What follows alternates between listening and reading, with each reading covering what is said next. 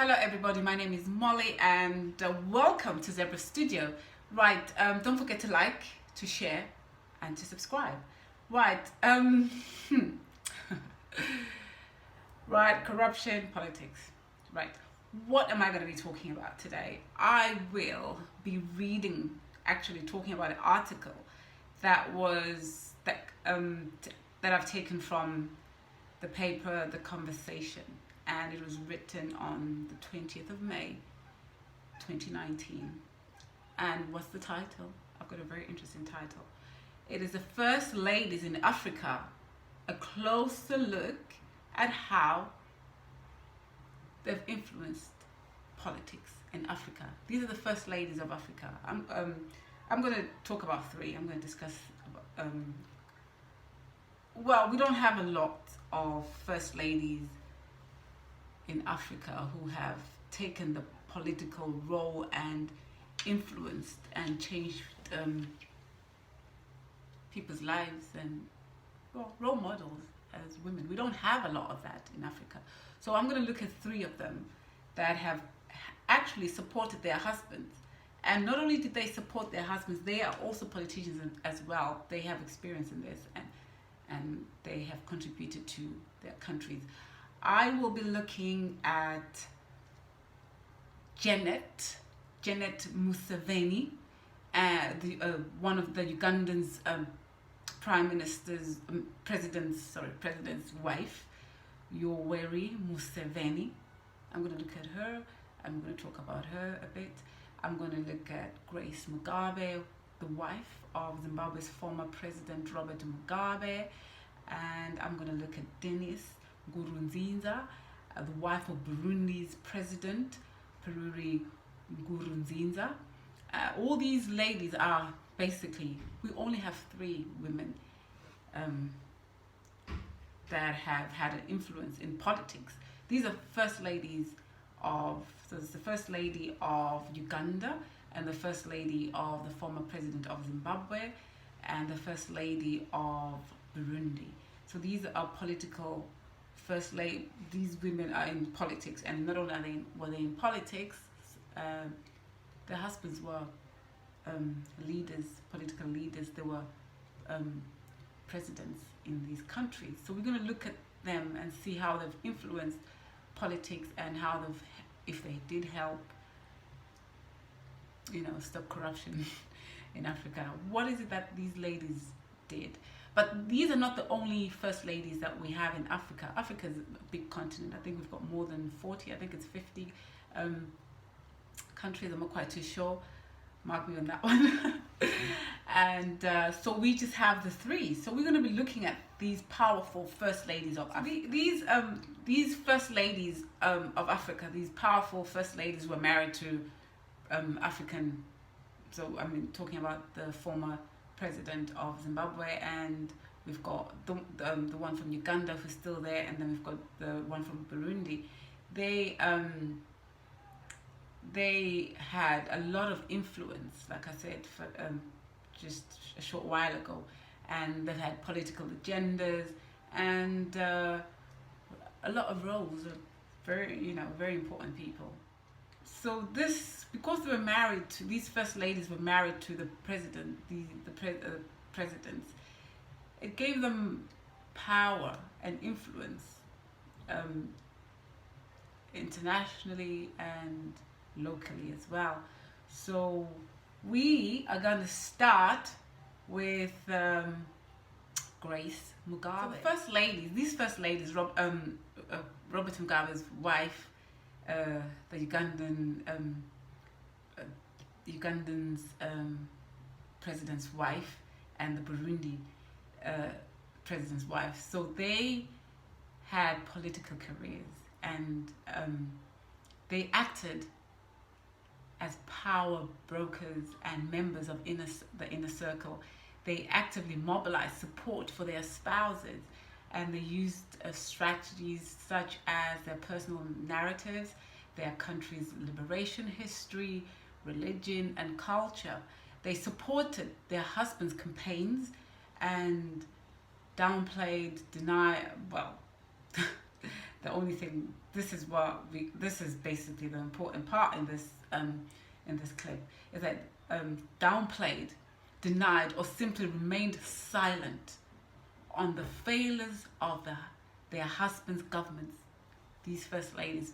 But they were actually involved in politics, and the article says they downplayed, denied, or simply remained silent on the failures of their husbands. And we do have a lot of first ladies and queens, but what are they doing in Africa? What are the leaders, the wives of the leaders doing in Africa? What are their roles? Most of them are running charities, but do these charities really do what they say that they do? Or are they actually all involved in corruption of their husbands? Because if you are, my opinion is, I could argue that, in my opinion, if you are actually married and your husband is you the first lady, your husband is the president, whatever the husband does, you know about it because you are together in marriage. So the first ladies should play an important part. And in Africa, I don't see that a lot, except the three ladies I've mentioned who really did something. Robert Mugabe's wife, Grace, and Dennis Nguru Nzinza.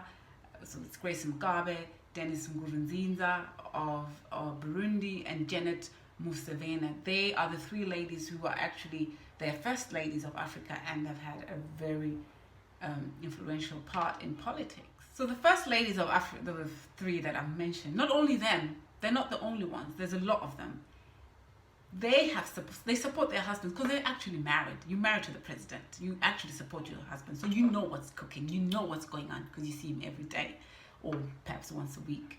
So these first ladies in Africa are equally responsible for running the African countries and whatever the negative and the positive outcomes of what happens in Africa. If you're married to the president of a certain country, you are equally responsible for the success and the failures of that country. That's my opinion.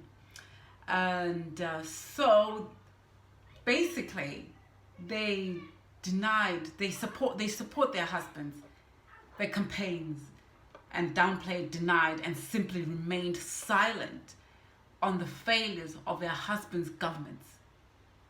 So you see what I'm saying? This is from this article, that if you're married to somebody and things don't go well, you're basically, both of you are accountable. If you're married to the king, you're married to the prime minister or MP, and things go wrong, you are both accountable. So I'm going to look at Grace Mugabe. Her political career spanned a mere 3 years, in 2014 to 2017.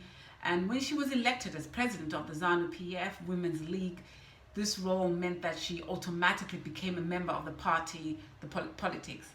And she was successful in gaining support for her husband's,